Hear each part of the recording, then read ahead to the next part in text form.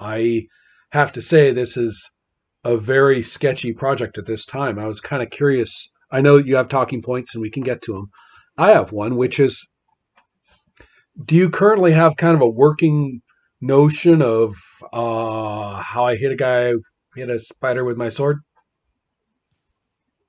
Uh, well, I think everything like that is just the kind of the existing rules they have for fifth edition. Okay. There are some aspects to that that I'm interested in wiggle room, um, at least going by the 3.0 OGL, um, or the original, I guess. There was actually an immense amount of wiggle room in terms of what I think of as game mechanics. Hmm. I mean, they wanted you to have 6 attributes. They wanted you to, use this resolution system and stuff like that.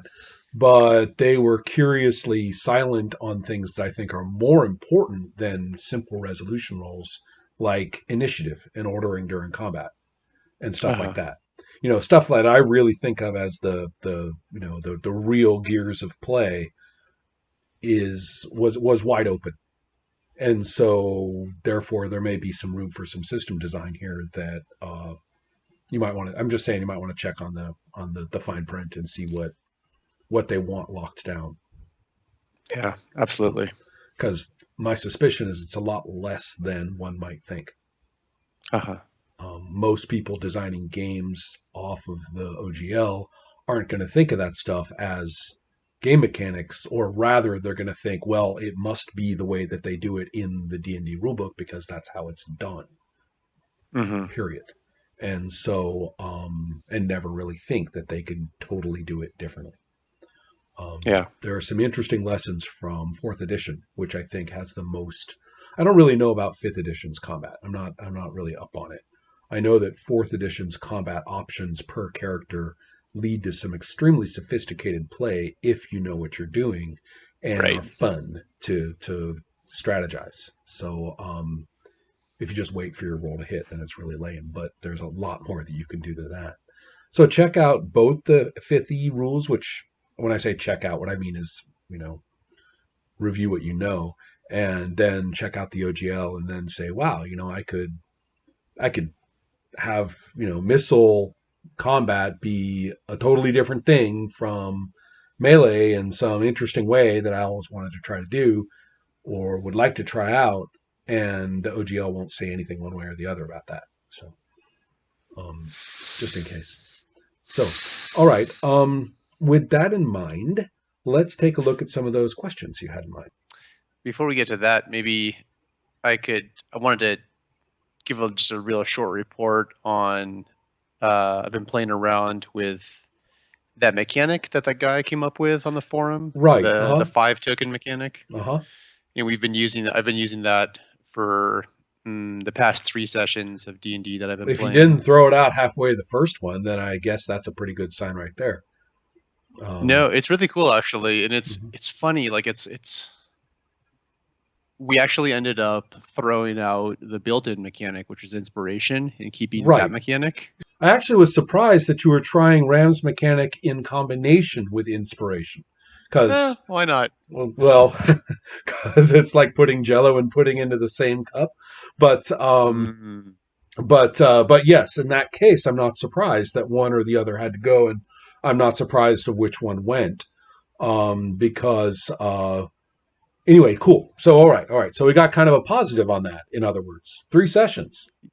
yeah, and I think again, I wasn't seeing a whole lot of strategizing on the part of the players in Right. terms of gathering those tokens. They were just playing the game, and then kind of as a result of playing, that bank would sort of build up. But it did create this interesting flow in the game where you're sort of playing tight and you're kind of gathering those tokens, and then maybe you come to a big point and you spend them, and now you're down sort of Do you at remember the what I? bottom of the pool, Right. to Well, it's use that's the old precisely school the reference dynamic there. that that's exactly the dynamic that I was describing when we talked about the pool last time. And I Oh, think really? it's yeah.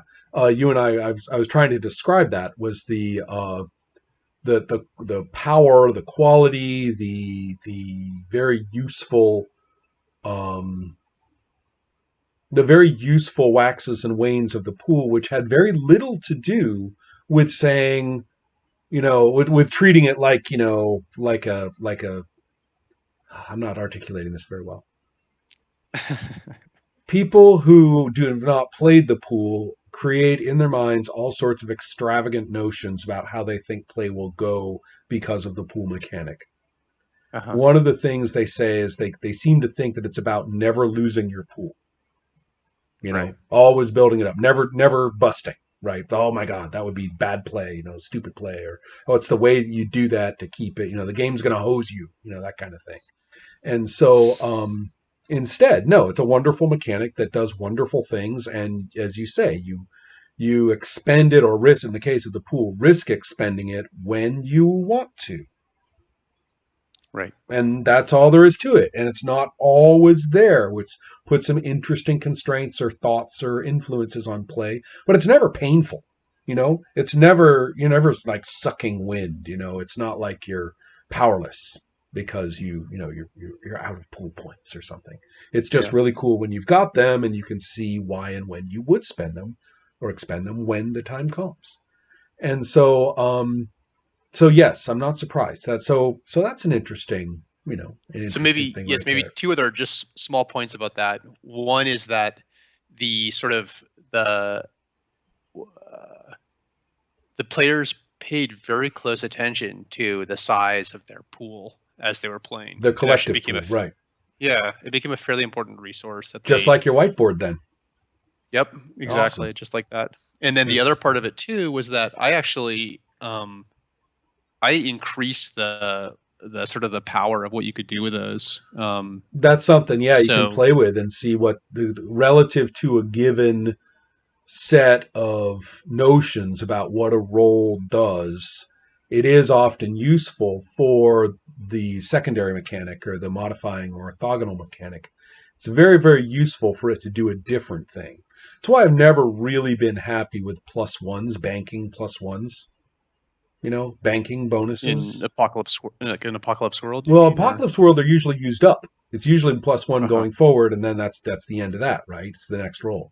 That's actually from Sorcerer. Bonus dice and Sorcerer are always for the next roll when relevant. Otherwise, they're gone.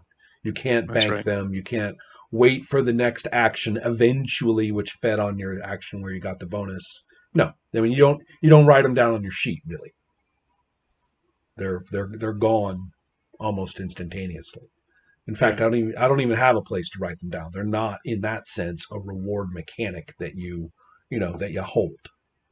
Right. Um, and Apocalypse World is usually very similar, right? Plus one next roll. Right. Um, whereas the ones I'm thinking of are things more like I could be misremembering, but I'm thinking about the Shadow of Yesterday, where those could kind of hang fire for a long time under different circumstances of use, um, and a few other things like that. And another nice thing about that is that you don't have to like worry about their degree of. You don't have to worry about like how big it is. I mean, you spend them in units of 5, and that's all there is to it. Right. You know what? In honor to the 14-year-olds that you're playing with, Yes. what's the first monster you threw at them? I think what it was 3 weeks ago. It was your 3 or 4 weeks Hmm. ago was your first session with them, right? Yep. What Yeah. was the monster you made sure? It might not have been the first one they encountered, but it might have been the monster that you made damn sure they ran up against that you were It looking was a forward to. wolf. It was a They were what? wandering. They were wandering in the snowy woods, and they came across a loggers' camp. There had been an attack, and the wolves were closing in. And so they had to fight off the bloodthirsty wolves while they kind of figured out what was going on, what had happened at the loggers' camp. Were the wolves evil, or were they just basically hungry animals that had come across the messed up loggers camp already?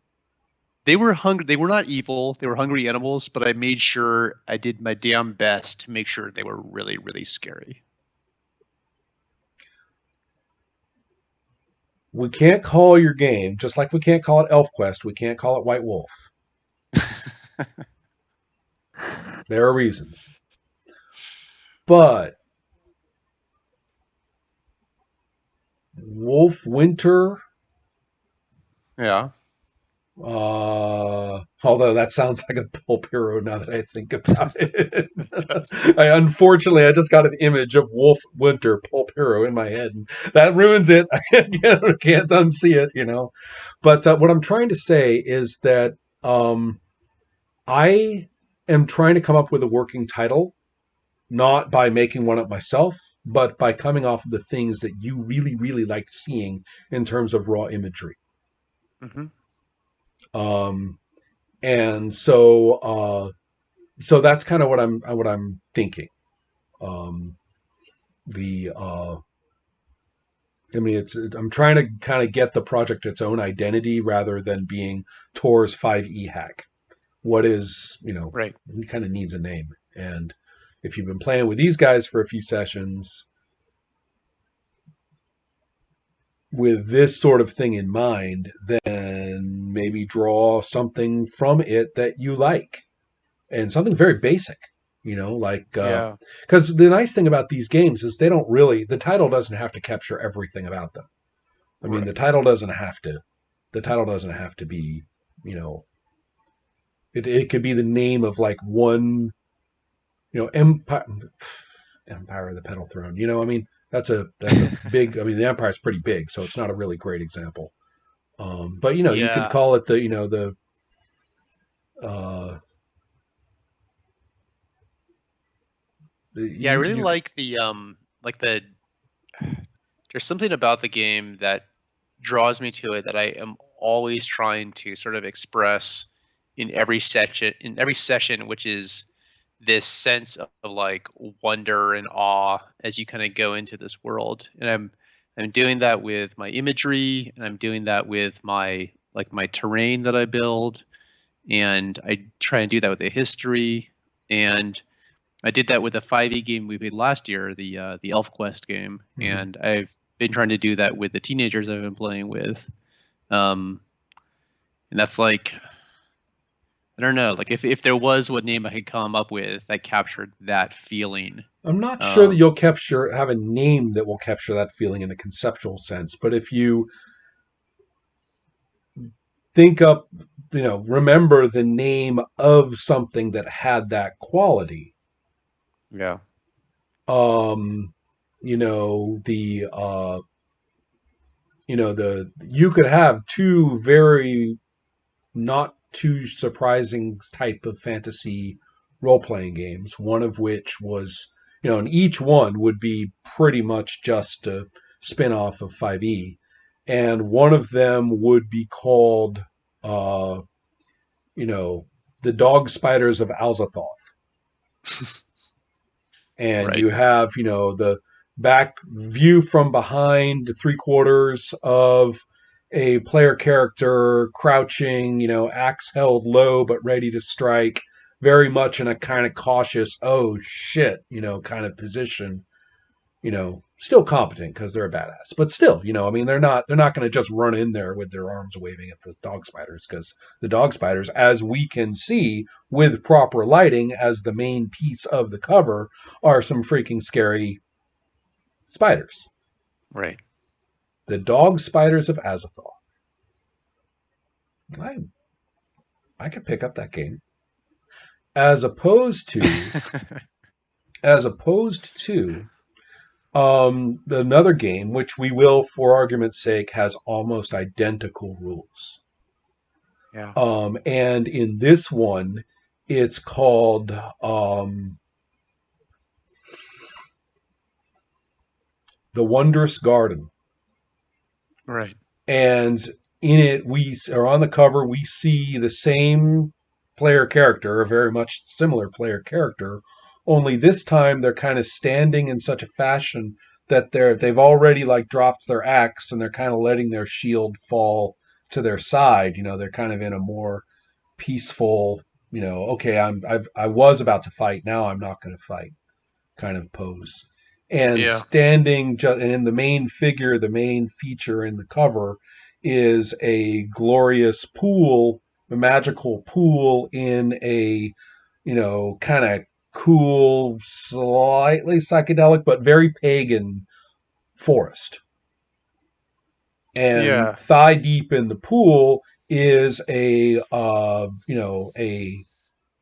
don't want to be too like objectified stereotypical here. I would like to say that a very, very cool, very sensual, but also very powerful and impressive. Yeah, you might see in some kind of, fantasy pagan deal where a great deal of respect for this kind of entity is embedded. And so, but yet it's also very, uh, yeah, like I said, there's a lot of physicality there. Anyway, so you've got that. So do you see those two? The one, the wondrous garden, or I should say, like the wondrous pool, because I was maybe it looks like a garden enough to call it a garden. So when you're looking at it, you can see that it's a pool in a garden. So the wondrous garden is the name of the second one. Dog spiders of Azathoth is the name of the first. Is the game specifically about and only those two particular aspects of the setting? No, but they are very well developed pieces of the setting, or Yeah. like the system for those entities is very well developed in, and how to interact with them. Basically, your cleric roles are very, very well developed in the second one, whereas in the first one, there's a whole category of monster which is worse and different than all the other monsters, and the dog spiders are in that category. Right. Right. So Yeah. there is a bit of a payoff a conceptual payoff to reading the rules and realizing that the thing on the cover isn't just entry number 40, but it's not like the game is specifically about finding and fighting and otherwise coping with the dog spiders. So, does that make any sense? I'm kind Yeah. of Makes total looking, yeah, sense. I'm kind of saying you find something of that quality or that particularity that you've already played, Yeah. and call the draft that, for God's sake. I have no idea what you call it eventually, but call the draft that, and it will be yours. Yeah. It's not No, a I know. small I know step. exactly what you're saying. Yeah, cool. Yeah, So that's interesting how you're able to evoke kind of two for sort of very different feelings with just a piece of artwork and a name like that. And it's also interesting for me as you're describing those two things to be able to very clearly point or realize one of those is much more intriguing than the other. to Like, you, yeah, okay. The idea is that if one is more compelling to you, then obviously what you're doing is going to be providing something to yourself by picking a name yeah, that has that same compelling quality, and not to put too fine a point on it, makes you want to work on the game. yeah, cool. Yeah. Let me Yeah. would it be okay if we tabled that and then Oh, I of can course, next time we of met course. No, if that's I no. had I was done. I wasn't asking a for it working now. title there? Yeah, yeah. I'm not demanding it. I'm saying this is the process, the useful Yeah, process of doing so. So, consider it done. yeah. It seemed like you had a question about what I was talking about, the dungeon town cycle. Yeah.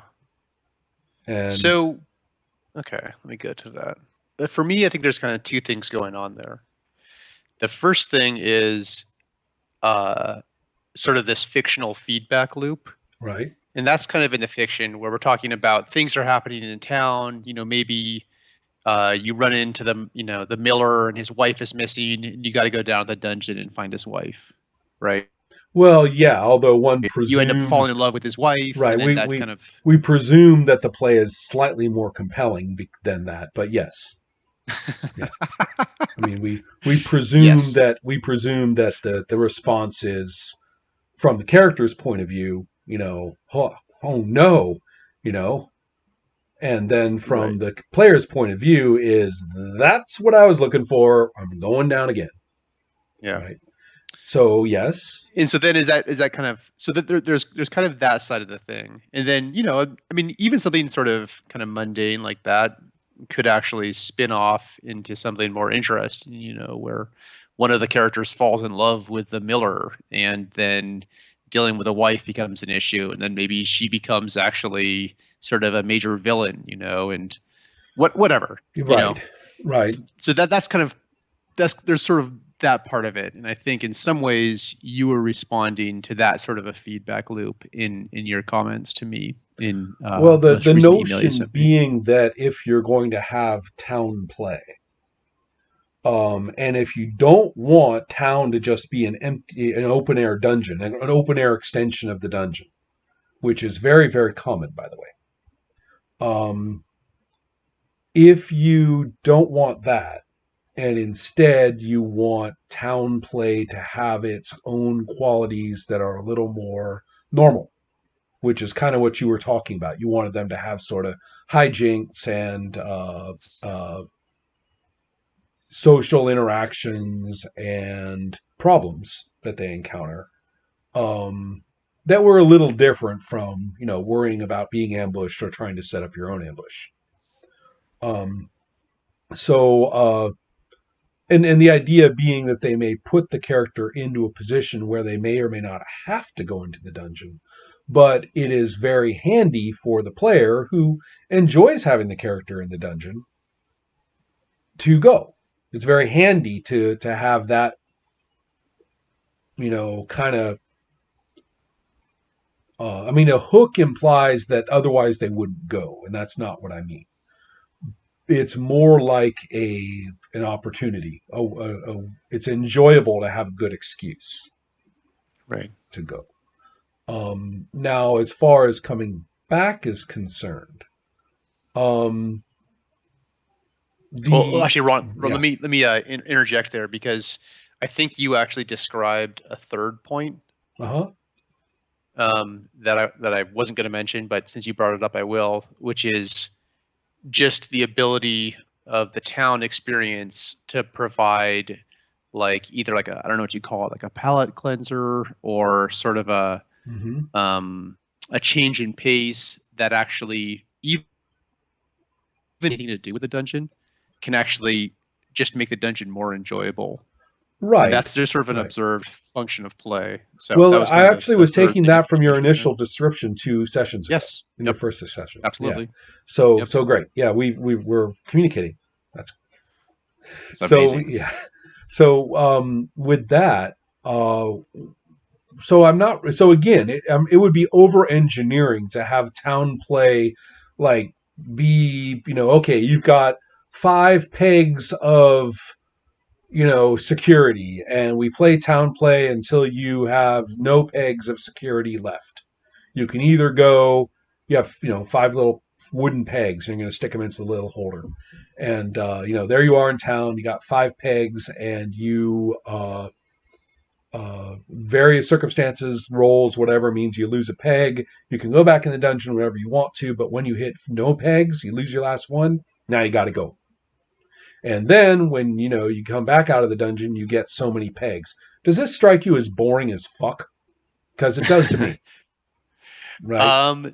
No, I'm not sure it does strike me as Oh, boring as fuck. okay. What I'm trying to say is that something quite as mechanical as that, robotic is the word I want. I like mechanics, but something as So robotic as that is not really what I'm aiming at. Now, if you're inclined to do something kind of along those lines, that's okay. But obviously, that kind of thing has to get play tested because they often look better than they are. right. So Um, I think yeah. can I Yeah. speak to that? So I think I have not completely ruled out the 5 security pegs method yet. Okay. Um, and it's I will probably almost certainly play test, maybe not that mechanical necessarily, but I am almost certainly going to try something along those lines just to Okay. see how it feels. Right. Right. Um, Hmm. because I think that having some sort of I think having like at a very fundamental level, having a pacing mechanic in town, uh, rather than have it be sort of completely free form, Right. could be helpful. It'd be kind of And interesting. Again, I think I've been a little too jaded by the Eurogaming effect on a number of role playing designs. Um, but on the other hand, I could imagine how it could be fun to, have one player character come up to the other player character and basically say, I can't take it anymore. I'm tapped out. I've lost I lost 2 pegs when I had that misbegotten affair, and I lost 1 peg when I gambled, and then I had to go and get bad luck and get all my Rest of my stuff robbed. I don't have any pegs left. I'm desperate. We're going. You know, Right. Well, I the, mean, the thing about the pegs run is I'm that just making this up, but it creates. Yeah, I got that. But the thing about the pegs is that like it. I mean, if you go into town and you can do whatever you want and you have as long as you want to do it, that could be kind of paralyzing. mm-hmm. And so the idea that you're going to have time to do maybe one or two things in town. Like, what do you most want to do? Right, You can't do right, everything. You can just do like one or two things.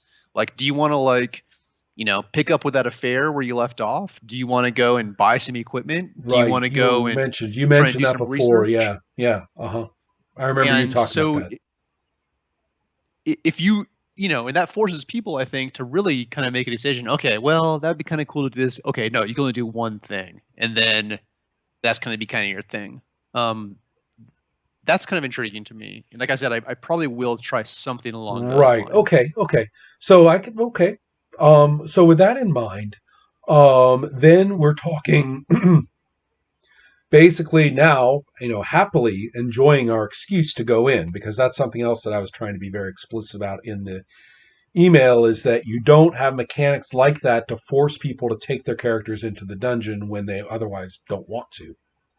Right. You got to go into the dungeon. Your character is hungry, and the last thing the person wants to do is take the character into the dungeon, but they have to go because the sheet said so. That's not really what we're talking about at all. We're simply talking about the fact that we know it's fun to go in for us, and it's even more fun when we are able to get into our character's state of mind upon deciding to go. It's just more fun that way. Yeah. Yep. And so Absolutely. because otherwise we're left with we do this because this is what we do, which is not entirely dysfunctional, but it takes a certain it means kind of abandoning the notion of motivational justifications kind of in general. And that's, if you do that, and it's a way for characters to become very much more uh, colorful play pieces and not as motivated as the kind of characters that you like playing with at this time. Well, although counterpoint, that was explicitly what we did when we were playing the Mensa rules last Right, year. right, We explicitly, I just took a page. I think it might have been Torchbearer, who's like, you're broke, right, you have, or you're a sociopath, you have no other options for a job, you right. got to That do this, was you're going to right. That starve was to death. Lamentations. Well, I think Yeah, Torchbearer yeah. has something along the same lines, Okay. or something. There's Yeah. something similar there, There is and I something just similar that I remember from Torchbearer, which is only that basically culturally you're desperate, and so is the community you live we in. did it both ways. We, we Hmm. we did that, and that was actually pretty good. And then we tried sort of like a more kind of like 1990s, like you have a backstory Right, and we're right. going to create a saga kind of a thing. And they were functional, I think, in their own way. Okay. So, but we're talking about some sort of process of town play, which is not just okay. Now we're out in freeform land. Right. Okay. So okay. Now, what then does that seem like we're making sense when we talk about kind of a town dungeon cycle? Most of the dynamics for that are going to be occurring in town. One presumes you come back from the adventure. You know, one presumes you come back from the adventure with some sort of resources. Now, if you don't come back with resources, then your town play is going to be affected by that. So, to some extent, there is a question of how well you do in the dungeon actually plays a role in what town is like for you when you come back. Right. It may be very individually character specific, or it may be a very general thing of this many success points means this is where you start in town, or who knows what. Um, I would say, though, that uh, it's a very good question whether you want that linked to any kind of improvement mechanic. Uh-huh. In classical play, it automatically was. I mean, what you came back with both affected your standing You're able to buy hirelings now. You're able to buy horses. You're able to buy stuff at all, right? You get Right. good stuff now. You can, you have money to have more of a social position, all kinds of things like that.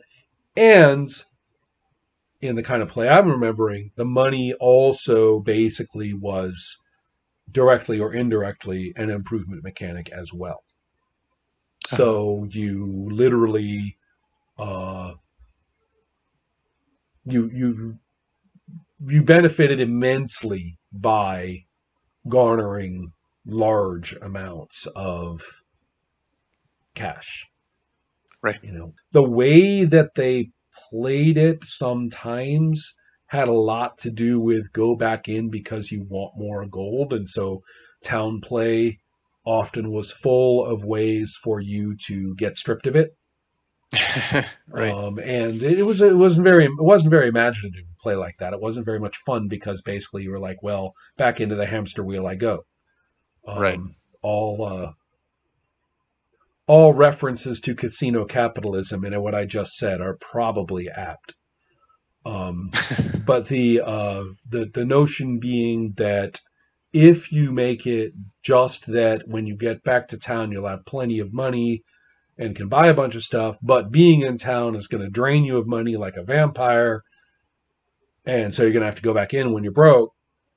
Um, that's really not. I've never found that to be compelling in long term play, and nearly any group that I knew that tried to play long term tended to diminish the mechanical aspect of that cycle. That's really Right. not what they used. They started having more personal missions and stuff like that. Yeah, so maybe that kind of segues into, um, well, there is a segue there. There's also the kind of the third pillar of town play that we actually haven't really touched on yet. Which And I feel is like it was the one that was sort of missing in your comment. which is what? Um, so that is that the idea that town play becomes actually part of the competitive gameplay itself. It's you're still let's see. It's town is not a dungeon. You're not Right. exploring, but your actions in town do will directly affect your success in the dungeon. Now, Yes. So a strategic component, perhaps, is probably the best way to put it. yeah. And then kind of a subroutine on that, and this is one that for me this is kind of like a holy grail I feel like I've been pursuing for most of my gaming life, which would be having some of these role-playing subroutines feed the sort of the gamist primary routine. Well, So the thing that the example that I gave of Dave Arneson's mechanic seems like a very good candidate, where the character actually has a particular driving obsession and basically going and garnering all the money out there is a really really good way to come back and spend it on your obsession. Um, right, so I get so hung up on that. mhm, So where I get hung up with on that is in terms of the fiction. I'm thinking about the fiction that we have created historically in town with my group, and also kind of thinking of the kinds of fiction that I find interesting, like the idea of say spending your money on an art collection that doesn't right, really like grab me sure, emotionally. that's fine. I mean, that's it wasn't to use Arneson's mechanism. I'm trying to use it as a model. Just that the characters have, uh, in a way, it's almost as simple as saying if the character is oriented toward the social betterment of their clan. Um, I mean, we're not talking about anything too much more complicated than hearing about the ancient lost totem of their clan has been sighted over in them their haunted woods. Right. I mean, that's not very complicated, and it's very ordinary play in a great deal of the fantasy role playing that I've done. Basically, so what's your character about? Well, my character wants vengeance against his cousins who, thwarted his ambitions regarding the family holdings, and so the So okay, the one of your cousins is, conducting pirate raids over here. Oh, I'm gonna go get the bastard. And so, does that make any sense? I mean, it's not It very does. It's not very complicated. It's not very, and it has a tendency to be a little superficial. I mean, It does, and I think I'm looking for something else. mhm. Um, and again, like I've never seen it effectively done. The thing that I'm thinking of, I've tried to do it myself in some of my own personal game design. I don't feel like I've ever necessarily been successful, and maybe it's one of those impossible things before breakfast Well, kind of things. I'm not so sure that's true. It seems to me as though different people have done it, but it's rooted very heavily in aspects of the fiction. We would have said setting that everybody is enjoying so much that they're validating it by having their characters be motivated that way. Yeah. And so that's why I keep referencing the game with the mainly elf characters that you had, because it sounds to me like something like that was happening. There were aspects of the fiction and how each character was part of it and related to it that made the enthusiasm to get out there into that adventure much stronger. Yes. And it was not necessarily just the same thing every time. You didn't say, I worship the god of vengeance. Oh, I hear somebody did a terrible thing over there. I better go and avenge everything. And then next adventure, oh, somebody did a terrible thing over there. So I worship the god of vengeance. So off I go. I'm not talking about anything that, that brute, that homogeneous, right, from adventure to adventure.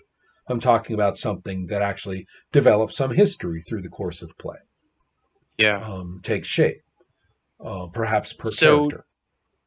okay, so I'm gonna keep pushing on this at the Mm-hmm. at the risk of frustrating you because No, don't feel too frustrated yet, but okay. okay. Okay, well let me know. So because again I still feel like what I'm thinking of and what I'm trying to describe is it's still different than ever far. And maybe I'm wrong. But in an email I sent you, um, I kind of got into describing uh, how this might work, and I was talking about say pursuing a romantic relationship with Yes. Hediah, the merchant's wife. This is actually an example from play, so that actually happened, right? So one of the characters, Right. her drow elf, actually started to court the wife of the merchant, and that kind of turned into an interesting thing. Right. And so that's sort of how I brought that up. Right. Now, Um, how did that turn into a visit to the the hallowed halls of the Forgotten King? you know, it didn't really, Hmm. and that's maybe kind of what I'm getting at here. Is would it be possible to have something like that maybe doesn't necessarily turn directly into a visit to the hallowed halls of the chosen king, but is interesting in its own right, creates enough sort of flavor or fiction about the characters that that's interesting, that the relationship itself is interesting. And is there some way that they could get rewarded for that that is completely kind of divorced, is a completely meta mechanic, right? So I see, well, what did I suggest? I suggested um as you kind of move through the phases of that relationship, sort of initiation, sort of Right. development, and then some sort of conclusion, some sort of classic kind of narrative sort of arc. Is it possible just to give them a reward, like that they can then spend? And again, there's no connection to reality here. It's a That completely doesn't have meta to be reward. there. Actually, you know what? I think that would be something that would make the most sense, not as like a bonus to spend, Yeah. but in many ways, this is going to sound terrible, but classic experience points sounds to me like it's totally worth experience points. Yeah. Yeah. That could be Especially that if could it be it. especially if it has a structure. I mean, you even have it on the sheet, a little line where you fill in what it is, and then you've got initiation, development, and denouement, right? And so, you work your way through those, and you're going to get experience points when you do it. Yeah. Nothing wrong with that, and I mean, is that fun. a terrible idea? No, I think it's a great idea. Is that going to crush the enjoyment out of something like that? Why Or would it? I Why don't would it? know. Remember, reward mechanics work only when what they reward is fun by itself. Nobody. Uh-huh. It's exactly the opposite of what everybody keeps trying to design, which just makes me hang my head and scream. Which is the idea that, well, they're not going to do this, so I'm going to give them a bonus or reward for doing it, and now they're going to Mm, do it. right. And no, I'm doing it the other way around. I always said reward during play is a real person thing. It's a real person, real imagination, real discussion, real communication, real creative thing. That's the reward. And you know that I frame that in different, social, what's the word I want? Different social dynamics, right? Whether it's a competitive one or whatever. But a reward mechanic only works if it celebrates precisely that thing. Right. Interesting. And yes, it has a reinforcing quality, but it is a small gear, not the big gear. And Yeah. so, therefore it is, we have things like improvement mechanics that feed off of what we were doing for fun, and therefore we enjoy the improvement mechanics, and anybody watching would think that we were fighting for those as scraps, like your guys with their whiteboard. A Right. naive view of that table would say, "Oh, look, these people they're like sports junkies. They're up there just calculating their little numbers. They're doing all this for their numbers." Well, the sports junkies aren't like that either. The sports junkies love their numbers because it's something that it Yeah. is fun to do and reinforces your enjoyment of watching people play basketball or football. So it's so I'm saying, yeah. I mean, and especially since, okay, how am I going to put it? You got activity A and activity B, and they could have the same reward mechanic. And in many ways, that creates a sort of meta message that those two activities are equally valid, right? Equally Right. powerful. Yeah. Number one. Number two, you could have um, activity or event A, which has its own particular kind of mechanic associated with it. And then you have activity or activity B, either related to it or not related to it, and it has an effect that's very much orthogonal to that, right? So those are two different reward mechanics that are operating at the same time, and are and that's fine too. But it might be worth pointing out that if you've got a major mechanic in there, which in this case is experience points, if you've got a Yeah. major mechanic in there, absolutely integral to the concept of the game, Yeah. then there's nothing wrong with having lots of different things which provide it. Yeah. Great. That's really helpful, Ron. Thank Yeah. you. And especially if you've got both of those mechanics, like in the coin mechanic, and then you also have the experience points. Throwing in another kind of rewardy type mechanic, pain in the ass, really. You know, Yeah. lots of good things to say about Burning Wheel. I find its Artha system vastly over-engineered. Is that the combat system? No, I've never played Burning Wheel. Artha is where you get. Well, it depends on the particular iteration of Burning Wheel, but in Torchbearer, if I recall correctly, you can get persona points and you can get another kind of points. And I don't know if they call them Martha or not. But the idea is you get them in slightly different ways. This way you get it when you do this with your beliefs. This other thing you get when you do this other thing with your beliefs. Yes. And That this you sounds can like my do memory of Torchbearer. right, and this you can use to spend up this kind of thing, and that you can use to spend up that kind of thing. And I'm confused already. I'm confused just reading it. Yeah.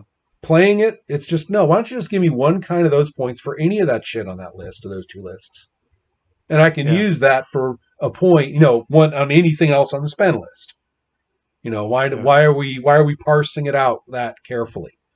And so that's why I'm trying to say maybe keeping this. I'm trying to kind of keep it from being so over engineered with Tor can think of 7 things that he thinks are awfully fun in his game, and he's going to have a different little reward mechanic subroutine for all 7 of them. And at that point I say I don't want to play your game. So that's kind of why I'm thinking too. I mean, I like the idea of validating the miller's wife. Isn't that Merchants. the merchant's wife is, take this as you will, she's worth a monster, Yeah. and you're saying so. She's worth a monster. Yeah. Yeah. You want So to kill a monster, go do soap opera with the miller's wife too, and you get a whole monster out of that. can we spend a couple more minutes diving into that actually? Because I had set up, I had described kind of a specific way in which that might happen, which was Well, you you have the kind of little get arc, right? so you kind of get rewarded at points on the arc. I Right. wondered if so you get rewarded, for sort of starting something. You get rewarded for, I can't remember what it was in the middle, but for maybe sort of developing or just making that more interesting. And I think I referenced your game Shahida at that point, Yes. where Yeah, with the three levels of card, one of a kind, yeah, two of a kind, three of a kind, four of a kind. Yeah.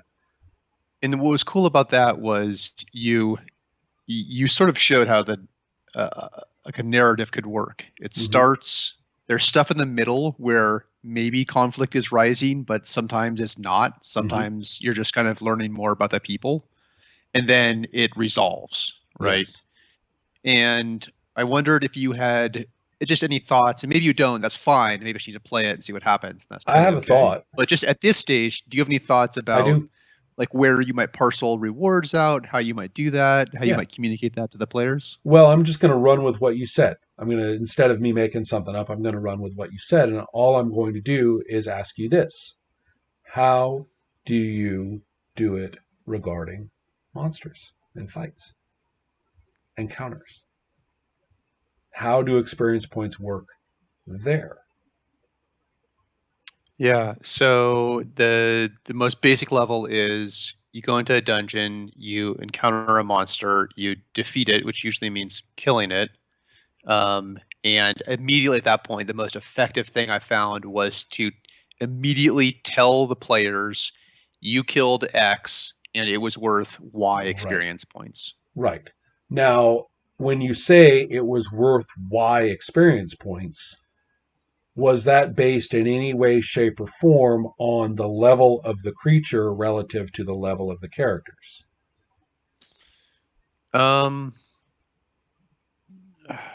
no, it seemed like I think we always awarded it just based on the level of the creature. There was no Right. kind of That's not, interplay. that's right, right. My mistake. But the level of the creature, if the party defeats a level 5 monster when they're all second level, that's going to be a fairly big reward for each of them as far as they're concerned.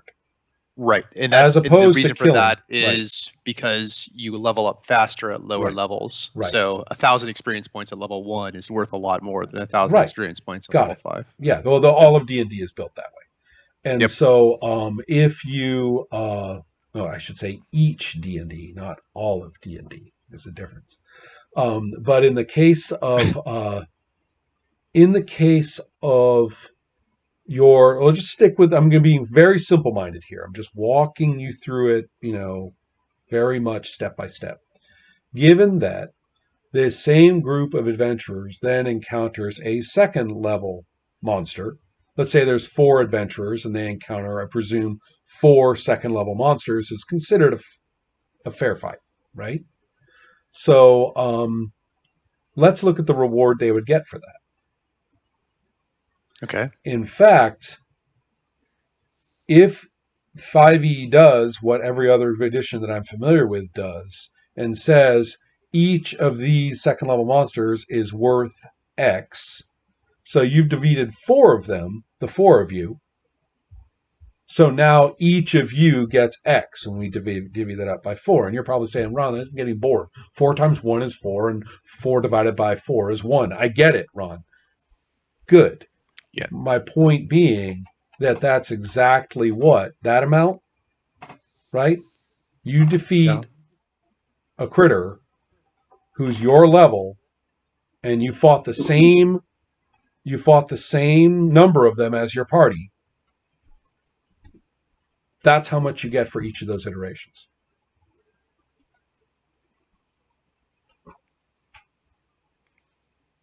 Not following.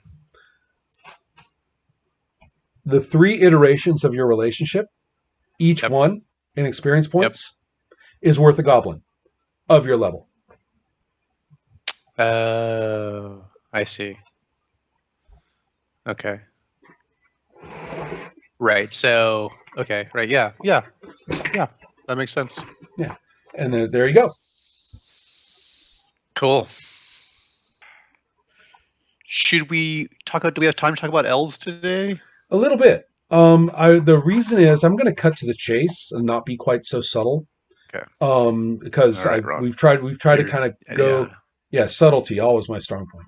And really, truly dancing about the intricate social dance. All right. The thing I'm trying to say is that when you talk about the players coming up with setting content as part of their investment in what's going on, I was trying to distinguish between 2 things. One is a very understandable thing, which means it's less work for you. Right. I don't know how much less. The prep is still kind of on you, and that's the hardest part. Then you have the other part of it, which is the notion that if they make stuff up, then they will be more inclined to engage with it imaginatively. Right. I don't think that's true. I think that people engage with it imaginatively based on how they play in it and with each other, not based on who made it up. And that sounds like, because that's interesting, Ron, because I feel like 90% of sort of indie game design at this point is based on the idea that player input or getting people's input into sort of the creative, the setting or whatever, is a cornerstone in terms of buy-in. It is a big deal, but it has to be integrated in a meaningful way relative to what you're about to do, and it still has to be back and forth. A very good example is the kicker in Sorcerer, which the player writes themselves, and if the player does not write the kicker themselves and buy into it, then the game is unplayable. Right. But it's not as simple-minded as saying that because they made it up, they care more about it. It's the nature of why the kicker works as a form of buy-in is much more integrated with 6 or 7 other procedures and mechanics, not because of its intrinsic property. And so what I think I'm driving at is that, and also the master, in my life with master. In fact, this is very similar to the kicker. In the kicker and sorcerer, you tell the GM the kicker, you write it down, but it is now completely in his or her hands. And the GM can make up more of the backstory or all of the backstory about it that you don't know. The GM can bring it into play through means, fair and foul, that you don't know. The kicker could look like something to you, or rather, the kicker could look like something to your character, and it turns out not to be that kind of thing at all. Right. And that's under the GM's control. And woe betide you if you start interpreting or over-interpreting or assuming things about the kicker that you wrote. Your job was what you wrote. Right. Once your job's over, it's not yours anymore. So it's kind of important to remember that the authority over the thing changes, and the same thing happens for My Life with Master. It's absolutely crucial that the characters make up their own master in that game. They can't. The GM can't do it. It's absolutely toxic for the GM to make up the master. It's very, very important for the players to do it, but it's equally important for the GM to take it over and to own it in such a fashion that the players are genuinely horrified that they ever had a hand in something this heinous. I have a suggestion. My suggestion is that if you were to ask me as one of your players, what's wrong with the world? Why are things becoming, or what made them do so terrible? What is the what is the source of, I mean, what is the problem? What is the issue? You know? Yeah. And then they say that. Now it's on you to come up with the genuine fictional details of how that's manifested, and running with what they said, because the Queen of Winter, never died, right? It would be something very specific. Someone else might just say, because the I don't know, because the goblins are, getting too numerous. Or someone else says the prince is missing. So something, the Queen of Winter never died, is kind of magical and grand. I'm thinking of something a little more basic, like the prince of the realm, went missing last year, and everything's in a tizzy. And the point is not just, well, who cares? The point is that this is making things kind of awful. This is making things a big pain. This is making things difficult. And so if they then toss that to you, now you have a framework for the kind of prep work that you're talking about that might be a little easier. Yeah.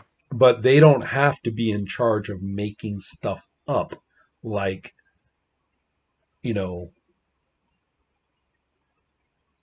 they don't have to be in. I mean, you handed them an abstraction. They made it concrete. Now you make it fictional. Does that make any sense? Yeah, That that way, makes perfect Jonathan, the sense. hand. Yeah. That makes perfect sense, and that is, I think, exactly in line with what I was imagining. Uh-huh. Um, However, and we may be out of time, and so maybe this is a cliffhanger for our next discussion. That was not my primary intent with bringing the player input in. Well, the primary intent was. The primary intent was to address this very specific problem that I have in terms of game prep, which is uh, between sessions, sitting down and saying, I'm going to plan next week's adventure, and having a completely wide open slate, Right. and Right. having no guidance there whatsoever, and having to create something that not only is awesome, but is going to perfectly fit like the psychological profiles of your players and like delight them in every way, and also be the dungeon that they're going to want to go to. And I just find that like on a very basic level, that's very difficult for me. And I can I think it's literally ridiculous. Yeah, I agree. I completely agree. And remember, so I'm I can playing. sit down Yeah. there for a few hours and just be staring at kind of blank paper. So it's a very specific kind of writer's block. And so Right. I think absolutely the other stuff that we were just talking about is an important part of it. It is not, however, the absolute primary reason why I'm looking to sort of solicit player input in terms of dungeon generation. That reason is because I don't like sitting in front of a blank pad of paper for 3 hours, on my How Sunday this leads to 2 or 3, because I'm facing versions of that right now in the game I'm playing, and one of the games I'm playing, and I came up with sort of a rubric for the the set of challenges, which among them will generate a level up. which is probably a lot more than you need for a level up. The idea being that the characters are, enmeshed in this. If they just keep messing with it, sooner or later it'll be a level up. There's enough material there. And so I've kind of come up with a rubric in my own mind of how this is done, and it's very specific to my setting. So I'm not going to like offer the same rubric for you.